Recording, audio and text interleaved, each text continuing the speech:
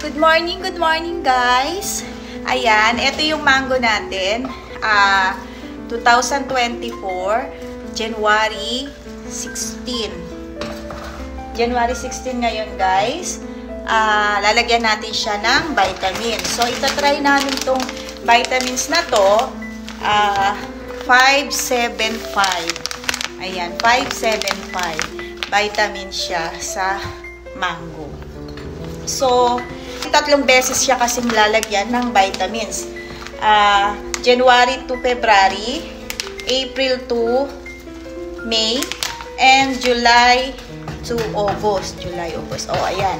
3 beses siya lalagyan. Yung una, yung maliit pa, pabulaklak pa lang siya. And then, yung second, yung meron na siyang maliit na mangga. And then, yung last, yung kukunin na. Pag kinuha, pag malapit ng kunin or pwede nang kunin, isang uling paglalagay ng vitamins.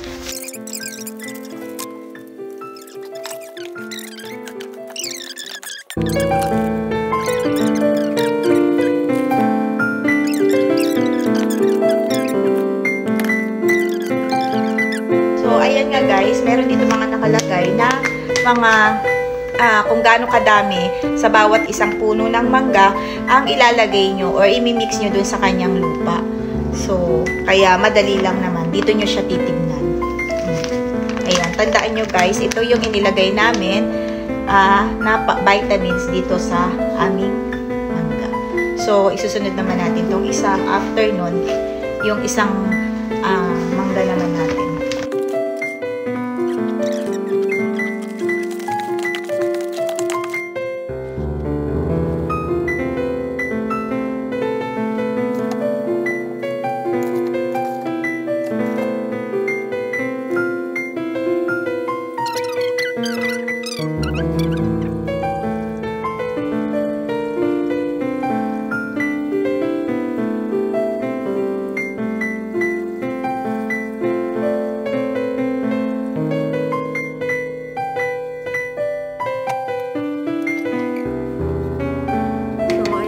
Kailangan yung side ng paso nyo, lalagyan nyo siya ng space kasi para pag naglagay kayo ng tubig, hindi siya matatapon yung lupa. Yun lang guys, ang update natin sa ating mango. Sana maging genki ang ating mga mangga. Ayan.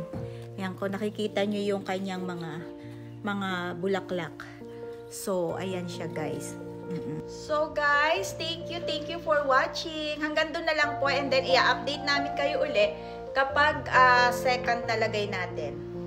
Ayan, tsaka kung ano yung pagbabagong nangyayari sa mangga natin, update ko po kayo. Maraming salamat. Bye!